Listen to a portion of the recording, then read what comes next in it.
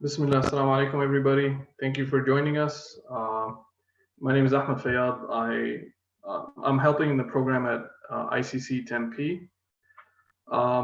This year, alhamdulillah, with the challenges of COVID-19 and stay at home and all of that, alhamdulillah, things have been different. Part of the blessing is our ability to reach out and invite esteemed guests and speakers like Dr. Meraj. He's a local author, a doctor, and mashallah, deep thinker into the origins of our Islam and what it means to be Muslim. He kindly agreed to give us some live sessions reflecting on his studies and his writings. And on his YouTube channel, you could follow the YouTube series that he has. You could also purchase his book, which kind of synthesizes his ideas. I'll turn it over to Dr. Maraj. Bismillah ar-Rahman ar-Rahim. Tfaddal. Okay. Assalamu alaikum. Thank you, everybody, for joining me today on this second day of fasting in Ramadan. So happy that you guys could be here. It's 4 p.m., which is probably the hardest time to watch a live stream while you're fasting. So for those of you who are here, I salute you for showing up. It's tough, I know. Today, I'm just going to jump into it because we only have about half an hour. And so Ahmed had asked me to talk a little bit about, some of my thoughts and so forth, specifically around this podcast YouTube series that I started this year. Just as a background, the series that I started was something that I've been working on for a while now, and it is basically a walk through the life of the Prophet Muhammad, peace be upon him, in a way that you can study the Quran in the context and in the order in which it was revealed to the Prophet Muhammad, peace be upon him. So I call this plan the Abu Bakr coaching plan, or the ABC plan, because you're just doing the ABCs of our faith, which means you just hang out with the Prophet Muhammad, peace be upon him, and as you hang out with him, while you're spending time with him, learning from his example and so forth, Allah is giving these divine downloads, as I call them, that just keep coming down as these system updates to the Prophet Muhammad, peace be upon him. And when he gets them, you get a system update yourself. And that's basically the way that the companions really access the Quran. And I think it's a very powerful way of accessing it. And that's what this series is about. So today what I want to do real quickly is I kind of want to walk through with you an abbreviated way of what the first episode of my series is about, to kind of give you an example of how I think and how I approach Sirah and how I approach Quran, and also try to maybe open up some ideas for you about how you might make it more powerful this year. You know, this Ramadan is a very challenging Ramadan for a lot of people because everything is disrupted, everything is unusual, and it's just not ordinary. It's a quite extraordinary year. And I think it's gonna be a very extraordinary year in terms of the experience that we can get out of Ramadan. Part of that, part of the theme for this year, I guess you would say, is it's unusual. And I want to challenge people to start thinking a little bit unusually about the Quran. And what I mean by that is not thinking about it in a non-orthodox way. I mean thinking about it in a way that unfortunately doesn't seem to be very common right now. So before we do that, let me kind of take you back and explain to you this very interesting TED Talk that came out a couple of years ago, many years ago, a very popular TED Talk on why people are successful, why corporations are successful, why institutions are successful, and so forth.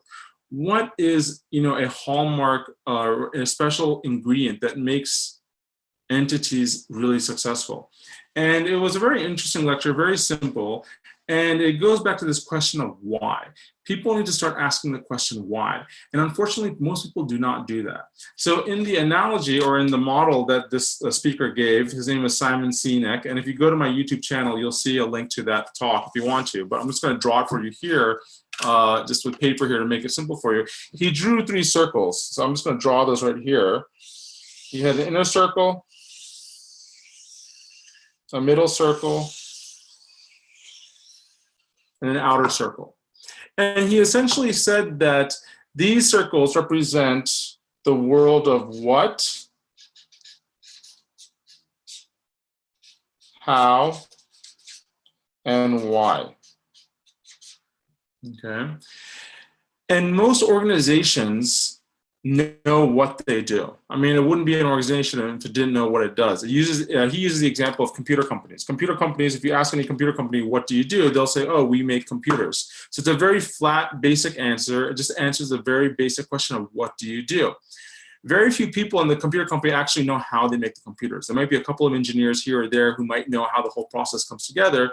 But for the most part, the vast majority of the employees only know what they do. Very few people actually understand how they actually do that process that makes them successful. Now, of that subset, even fewer will actually know why they do what they do, right? Most people might say, oh, we do it to make money. That's not really a why question, right? That's answering a what question again. So his point is that most organizations that are just standard, average, mediocre organizations, they start from the outside in. They address what they do. A few people know how they do it. Very few know why they do it. They can't answer the really intrinsic question of why are we in this business in the first place? What drives us? What gets us up every morning? And if you say that the answer, oh, is to make money or for profits or revenue, that's the sign of an organization that is not going to be a game-changing organization. It's not a successful, true organization. On the flip side, he says there are certain organizations which have captured our imagination. There's certain movements which have captured our imagination. And they capture our imagination because they do the exact opposite. They start from the inside and go out. They begin with why, then they answer how, and then they finally get to what. He uses the example of Apple computers, and this talk was given several years ago. And he says that Apple computers, as compared to like just say Hewlett Packard or something, they don't say we make computers. Their slogan is something like, think differently, or we're trying to disrupt the universe. These kind of bigger, deeper why questions. And from there, they build out a company. They say, okay, we're going to kind of change the way people think. And how are you going to do that? Well, we're going to do it through the industry of computers. And what we do is we make Macintosh or whatever it is. So they start from the inside out. What you see is that most people who are inspired leaders, for example, they usually tend to stick in this world of why. Their inspirational talks, their motivating slogans and so forth, they come from here and it captures people's hearts. When you talk from the outside, it's very boring. Okay, how many of you, and now I'm going to bring this to Islam now, okay, because it's my belief that one of the problems that's affecting the Muslim community today is that we teach from the outside in, and our Islam, our belief system is from the outside in. And until we can reverse that model and go from the inside out, we're going to be like a mediocre organization also, a mediocre business also. We as believers will be mediocre believers. We're not fully charged, fully excited about what we're doing. Let me give you an example of that. If I asked you all, for those of you watching, why are you a Muslim? Why do you believe in Islam? What is the answer that you often hear from people? Unfortunately, the answer is, and I heard this a lot, I believe in this, the reason I'm Muslim is to get into heaven or to stay out of hell. And this is what's often taught, right, as this underlying motivation to be a Muslim is so that you can get to heaven. And it's the same answer as someone saying, why do you make computers? And someone says, to make money. It's a very weak motivating factor, and it just exposes the weakness of the motivation of the company or the person, right? And I thought for a long time, the purpose of Islam is to get into heaven or to stay out of hell. And in fact, I would argue that that's often taught at most Islamic educational institutions and so forth. It's kind of this very low level, this is what you need to do to get what you want to get. If you ask Muslims, well, how do you be a Muslim? What does it mean to truly be a Muslim? How do you be? Often the answer that you get are usually answers that are what? Well, you have to do what? You have to pray 5 times a day. You have to perform the Hajj. You have to give zakat and so forth. Most people can tell you what those things are. But if I ask you, well, how does Salah actually get you to where you want to go? How does fasting actually get you to your goal? If you're saying your goal is heaven, how does fasting actually do that? And again, the answer becomes very transactional. Well, Allah, He enjoined it upon us, and if we do it, He promised us that we would do it, right? So what you're seeing here in the world of what is a lot of Sharia, a lot of the what's of Islam. you need to do this, you need to pray here, you need to do this, you need to do that, and if you do this, you're great. And you need, this is haram, it's the halals and the harams, this is haram, and so forth. And so what happens is the Islam that we adopt, that is taught to us, becomes this very low-level transactional Islam. It's like imagine if you go to a doctor and you ask your physician, hey doc, why'd you become a doctor? And the doctor says, oh, so that I could pad up my retirement account. It's like you would not want to go to that doctor again, because it's a horrible motivating reason to be in the profession that you're being in. And if our motivating reason as Muslims is simply, I have to do 20 rakats and they have to be done by this way, and I have to finish the Quran by this way, and I get this many hasanat when I do this, and if I do this, it's equal to this many sins, and you turn into an accountant trying to like add up your numbers, and all you're doing in the process is you're really insulting, just like a patient would, like a doctor would insult a patient if they can give them an answer. In many ways, we're insulting our Creator by being so cheap about like this transactional relationship that we have with Allah, saying, look, I'm just doing this to accumulate points to get into heaven. Most people, if you ask them, unfortunately, how does fasting actually get you to your goal? Most people would not probably be able to answer that question. And if you go deeper and just go to the question of why, I would tell you that very few people can answer the question of why are you a Muslim in the first place? And you don't, and I've done this experiment. I've asked, well, why are you Muslim? Why do we believe in Islam? And so forth. And time again, the answer comes down to a what answer? Oh, well, I want to avoid heaven and I want to get into hell. Okay, now dig a little deeper than that. And I'm asking you guys too, dig a little deeper than that. Why? Like, why do you want to beyond heaven and hell? Well, I want to be, live a very perfect life. Well, why do you want to live a perfect life? Well, because, Allah has commanded us to do so. Well, why has He commanded you to do so? I can keep asking this question, not to be nagging or to be, annoying, but really to see how much have you really thought about why are you a Muslim? Why are you doing these things? Why is this really, really important to you? Because otherwise, you're just another person on the assembly line, kind of just plugging in widgets, doing the job, checking out. The boss was happy. You showed up every day. You did the job, and you get your paycheck. And that's not the kind of Muslims we want to be, because that's not the way the Prophet was, ﷺ. That's not the way his companions were. They were incredibly inspired people. They were so inspiring to others. They were not just trying to get it in for themselves.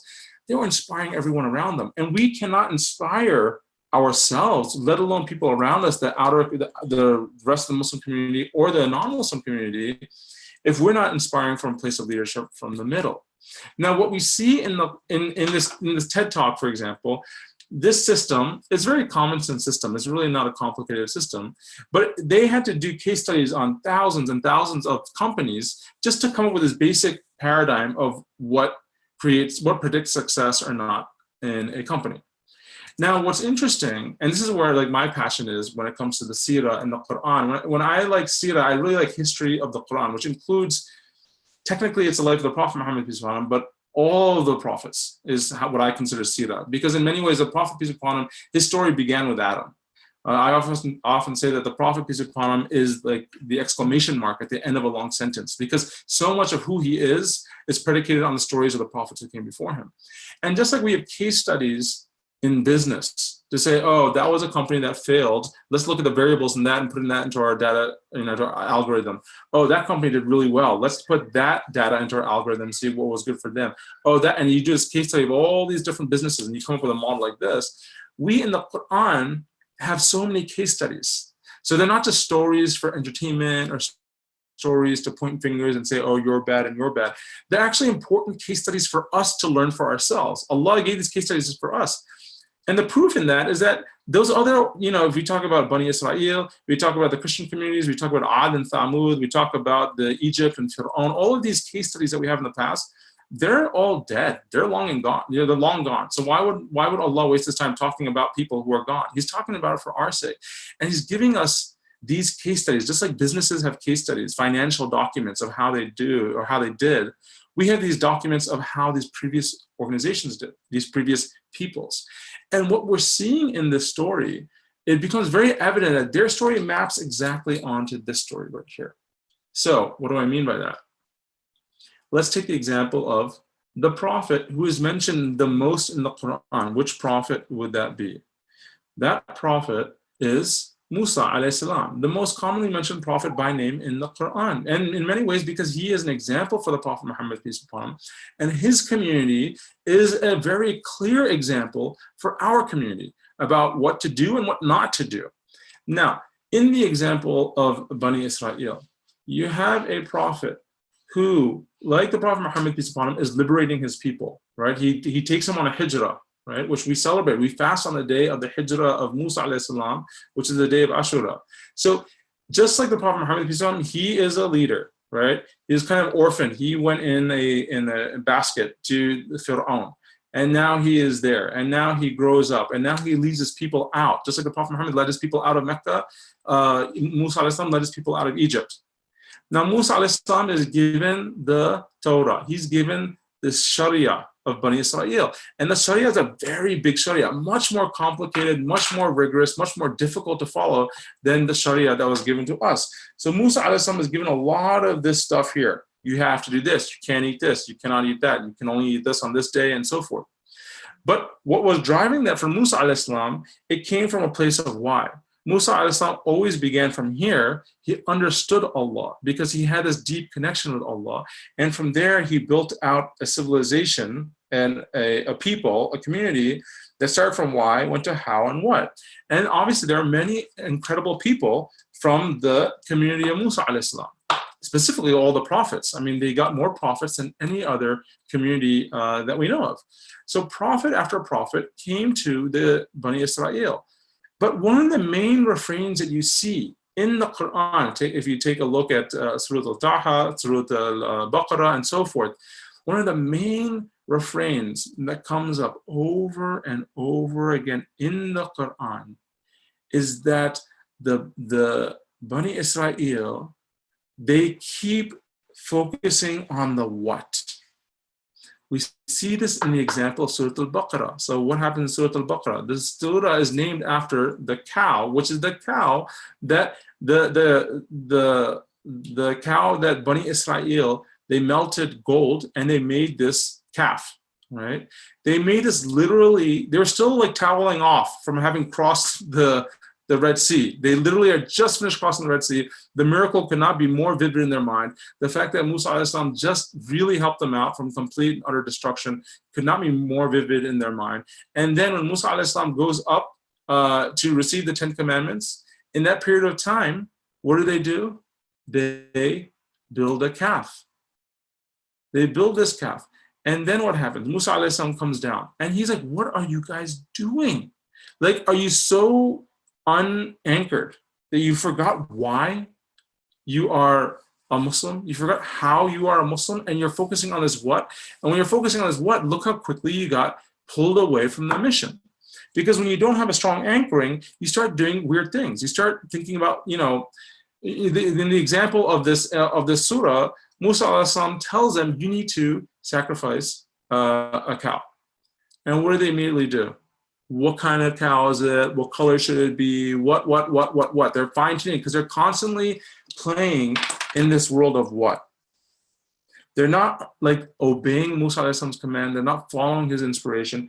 They're living in this world of what. And what we see in that, and the Quran describes is, what you end up is people who are like donkeys, who are carrying books on their back. They have all this data, they have all this fiqh, this sharia, but none of it's penetrating in, and their religion has become a religion of laws. Argumentation, discussion, what about this? Well, what happens if this happens? What happens if this happens? And we see this so much in our own community, right? When we look at just all the, the random chatter online about, how can you pray, during Ramadan, and what is the fiqh of praying and so forth. And obviously you should have some interest so you know that you're doing something right or appropriate. But it goes on and on and on. Our community gets wrapped up in this too, all these forums and so forth. This constant discussion of what? Well, what about this? What about this injunction about this? Oh, this scholar said this, and that negates this, and this was a sahih hadith. And people are spending so much time in the world of what?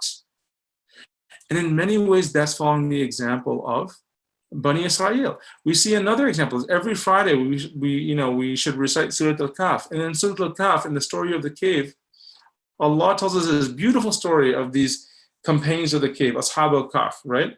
And Allah is telling us why they left, because they're trying to preserve their deen. And He's telling us how they did it, because they stayed away and they fell asleep, and the sun went from the east to the west, and their shadows and this and that. And then later in the story, Allah says, yeah, there were a number of people. Some people say there were 3 in a dog, 5 in a dog, 7 in a dog. The number doesn't matter. It doesn't matter. Don't worry about that. Like, Allah is like telling us a story. He's like, this was a story. And I'll tell you a little bit about this. And some people, they talk about this ad nauseum. Whether there were 3, 5, 7, irrelevant. It doesn't matter. The really important stuff is in this inner circles here. And so we have that warning in Surah Al-Kahf itself, which is a warning for us as we approach the end of times, is to focus, get really centered on the why and the how of our deen. Why are we Muslim? Stop focusing on the Sharia. That's the job of the faqihs and the muftis, to discern and to go through all that laws. Thank God I don't have to deal with that, because I get to spend more time in the much more interesting, transformative places. This is a place of transformation. How and why. We can transform into amazing individuals. Not being in this place of what, I did this, I completed 20 rakats, but I don't understand a single thing. How many of us, we go to Ramadan, we go to Taraweeh during Ramadan, and we're just like, check, and we want to have that 30-day checklist, check 20 rakats, 20 times 30, 600 rakats I did it, right? It's like accounting Islam. But how many of us, year after year, are actually moved by that translation? That we actually understand the context of all the stories that came down, that we are moved by the way Allah speaks to the Prophet Muhammad, peace be upon him, or speaks to the other prophets, and these paradigms that He's setting up and so forth. How much are we actually transformed by that? And what I'm offering is to our community is we need to start rethinking about how we approach our deen, and that we go from the inside out as opposed to the outside in. Because I really think in many ways, we're in this kind of stuck position. It's kind of like, how you see on a computer, Ahmed was just mentioning this when he was setting up the live streams and stuff like that. He had like a pinwheel on his computer at one point. And you see that pinwheel that we all hate, and you think maybe the computer's crashed, it's thinking, it's just spinning, and you're just like, I hope I save my material, I hope I'm not going to lose everything, and so forth. I feel like in many ways our community is this pinwheel. It's just pinwheeling right now, because it's trying to chug through all this what argumentation and so forth. And Allah told us, if you look at Isa alayhi salam, and this is the last story I'll give from this prophet, from the Quran. I don't want to drag it out too far because we're already getting towards 4:30, but if you look at the story of Bani Israel, Allah chose them and He made a contract with them and He gave them all of these laws, but He's telling them, stay intrinsically motivated, stay focused on the why. Don't focus so much on what. You need to stay powered from the inside out. And then Allah keeps sending prophet after prophet after prophet after prophet. To do what? To remind Bani Israel, focus on the inner aspect of the deen. Don't just make it about the rules and the regulations, because it's a hollow shell of itself. Prophet after prophet is doing this, right? Until we get to Isa alayhi salam. Isa alayhi salam, the final prophet of Bani Israel. And he is warning them, after me, there's only one more. His name will be Ahmed, who is the name of the Prophet Muhammad, peace upon him. Isa alayhi salam was a last-ditch effort to try to get Bani Israel to stop focusing on the outside of things and focus from the inside out. Now, why does Allah spend so much time talking about Bani Israel to us as Muslims? And you don't have to be a scientist to figure that out. You don't have to be an alim. You just have to have, just use half of your brain and recognize that Allah is speaking to us, Bani Israel, speaking to us, the community of the Prophet Muhammad, peace upon him, because we need to learn from the stories of Bani Israel and the example of the people who came after Isa alayhi salam in what not to do, so that we do not follow their way. And unfortunately, right now, it looks often when you look at the Muslim community, we're following that way of focusing on the externals. And so we need people, champions, who will focus on getting our community back to why are we Muslim? What does it truly mean to be close to Allah? Not forget about heaven and hell. How about developing a relationship that's meaningful and powerful? Because Allah told us in Surah Al-Baqarah, the very same surah that I mentioned to you about the calf and so forth, the very first thing Allah told Adam alayhi salam, the first human being created and put on this earth, you would think whatever Allah is going to say is going to be really powerful. Like this is his one chance to say the most important historical statement. And what can he say to Adam alayhi salam? He says to Adam alayhi salam, guidance is going to come down from me, down to you. whoever follows my guidance will have nothing to fear, nor will they grieve. Allah is saying, if you follow this way, this guidance, it's going to work out really well for you.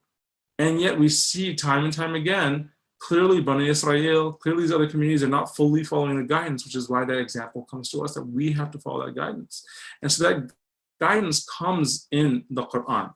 But better than just the Quran, it comes in the example of the Prophet Muhammad, peace be upon him, who can show us subtleties and nuances of the Quran that we ourselves could never ever grasp if we just had a book, a mushaf in front of us. It's the Prophet Muhammad, peace be upon him, example that really makes it powerful for us to understand why. Like, what is the why about why we are truly Muslims, right? And the early Meccan surahs dial right into this, because you have to imagine Allah obviously understands how we think better than we understand ourselves.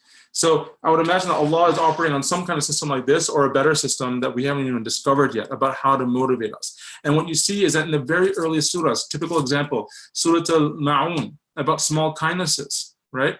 Allah is saying, فَوَيْلٌ لِلْمُصَلِّينَ. So woe to the believer, the Muslim, right? Who is praying just to be seen. What? Who is just doing the rituals. What? Revolving on the outside. فَوَيْلٌ لِلْمُصَلِّينَ الَّذِينَ هُمْ عَنْ صَلَاتِهِمْ سَاهُونَ. Who's only like praying, right? To be seen. But what is he doing? He is ignoring the smallest kindnesses. But Allah is saying, I'll write that in right here, right? Ma'un. The small kindnesses are the things that are at the heart of our deen, which means the fact that we actually care about the people around us. Not that we're like racking up points like an accountant, that we actually care about the people, our neighbors. We want to do good for them.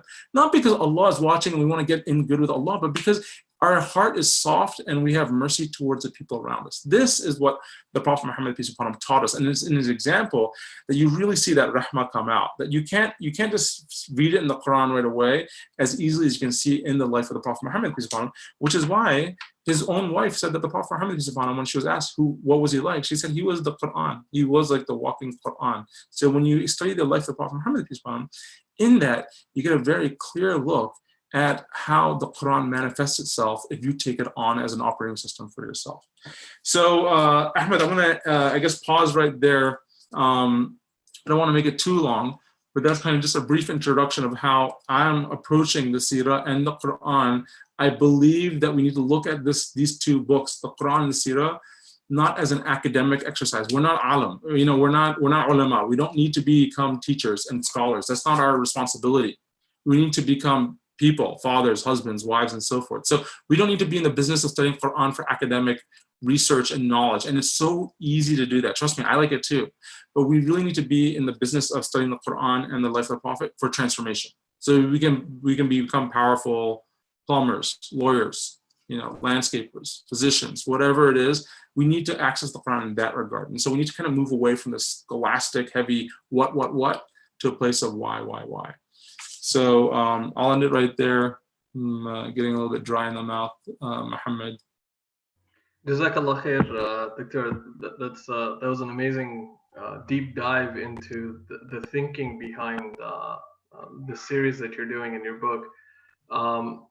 Do you have a few moments if I have a few questions for you? Yeah, absolutely. Sure. So I'm being a little selfish here. I didn't see any questions in the forums. So I'll ask you a couple of my own questions. Sure. So what is the best way for the lack of better terms, a layman to really feel and, get in touch with the Quran, especially now in Ramadan, without an imam reading for you? And some of us don't really understand the Arabic or don't speak Arabic at all. So if you have some tips. Yeah, so I, generally speaking, I recognize like three major ways to access the Quran. The first way is through the language of Arabic. So either you know it or you got to learn it. And that's tough. It's the hardest of the three, I think.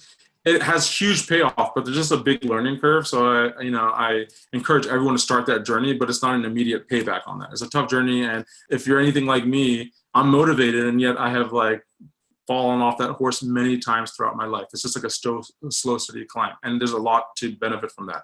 I would actually argue that there has been an inordinate amount of emphasis placed on that in the last 20 years. So that's great. We're getting people to study Arabic. But what has happened is that push to Quranic Arabic has made people feel that they can't access the Quran without the Arabic now, if that makes sense. It's like anything. You have a strong push or a big mission, and then all of a sudden it's like, well, then who am I to read the Quran if I don't know the Arabic? Because that's what all these campaigns to get people to sign up for courses are. And that's a huge mistake. So much of the Quran could be accessed through your translated language. And when people are like, oh, well, no translation is purely like the Quran. Absolutely. But at the same time, translations can capture at least 70% of the message. They can capture that. And like, if we even practice like 10% of the message, we would be amazing. I myself, it would take me even if I never learned Arabic completely, if I just studied the Quran in English, I would never be able to finish my study of the Quran during my lifetime. So there's this mood around people that, well, how am I going to access it? There's only a translation and so forth. No, don't be ridiculous. Look at people who've been charged. Look at one of the best examples is Malcolm X. He didn't know Arabic. Look who he is. And so there's this saying that I've been repeating a lot because I heard this the other day and I love it. It's not a question about how deep you get into the Quran. It's a question of how deep the Quran gets into you, right? Some people are ready to go. We just need one or two surahs to actually give us a complete new understanding, and we can go on with our lives. We don't need to give a tafsir of everything. But I really think that emphasis, that overemphasis on Quranic Arabic has come at the cost of people feeling a little bit unable to access any other way. So that's number one, is the Arabic language. Number two is through just the sound of the Quran. The recitation of the Quran is incredibly moving. I'm one of those people who, if it's the right qari, it's like it can take me places that I can't go through any examination, any study, any Arabic language. There's something about the magic and the beauty and the miracle of the Quran and its recitation, which can move you in a way that most other study is up here. The Quranic recitation goes straight to here right away. So I would say number one is the Arabic, number two is the sound of the Quran. And then number three, which I think is in many ways the easiest and so incredibly rewarding, is through just the historical context of the Quran.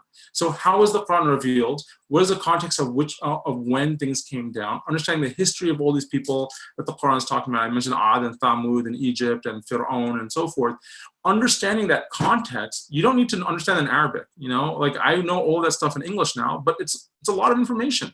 And so what I'm trying to do is to get people to at least focus on numbers. Here we had three. So I'll focus on numbers 2 and 3. So really understand the context of the Quran. It's so easy. All you have to do is be able to read, right? And if you can read, you can connect with the Quran. Just get a book on the life of the Prophet Muhammad, study his life, and start looking at how the Quran is revealed as his life is moving. And that's basically what, this is my book Revelation right here. That's what it is. It's a story walking alongside the Prophet Muhammad, peace upon him, and you learn everything about his life, and the Quran's coming down to you as you're understanding his life. The audio series is that plus number 2, which is recitation, because I have this incredible qari, and many of you know him, Hassan Halil, who led at ICC many times. And he's just an incredibly beautifully sounding qari who recites all of the Quran. And so I really want people to just be with the Quran and just let it soak into them. So that's what I would tell people, is just start with listening to the Quran. If you're not in the habit, find someone you like. There's certain qaris who people love who I just don't do it for me. So find the person who matches you, that matches your sensibilities. And then secondly, just start reading about the life of the Prophet Muhammad. When you study the Prophet Muhammad, you are studying the Quran. That is the study of Quran. We like to do this thing, oh, this is Sirah, and this is Quran, and this is Tajweed. No, this is all Quran. And let's stop compartmentalizing them. And I would tell people, start with the life of the Prophet Muhammad. It's the easiest way to connect with the Quran, because you just have to have a heartbeat and you will start falling in love with this person. And so that's what I would tell people to do. That's been my journey. I know people have come through other journeys through the language of Arabic, through memorizing the Quran. For me, I feel like context is so key. And unfortunately, most people I talk to, they know very little context of the Quran. It's surprising. People who have memorized the entire Quran who don't know the context of it, who Bani Israel is, why these prophets came down, the sequence, the genealogies of the prophets, the themes, and so forth. It's unfortunate, because that stuff is so accessible in the English language. And so that's what I would say, Ahmed, is I'd like to pick the easiest way to do things. And to me, I found that that's the easiest way, is to go through the story of the Quranic revelation and then kind of build it up from there. All right. Jazakallah khair, Doctor. I truly appreciate the time and the short notice that you came on here. Anybody listening or watching this later, I put the link to the series in the event. Please go listen to the series. It's really, really in depth. If you thought this was cool, the 19 episodes or whatever that have been published, they're absolutely awesome. Join us again next week, Saturday, 4 p.m. inshallah. We're going to carry on this discussion. Leave us your questions or your reflections in the comments, or send us questions directly. We'll be more than happy to take them on next time, inshallah. Jazakallah khair, Doctor. I ask Allah subhanahu wa ta'ala to bless you and bless your voice and give you sustenance from Jannah for the dry mouth that you're experiencing now for speaking. I mean, thank you for arranging this. I really appreciate you going out of your way to arrange all this. Jazakumullah khair. So thank you. See you, inshallah, in good health in better times, inshallah. Inshallah. Assalamu alaikum. Assalamu alaikum. Jazakumullah khair, everyone.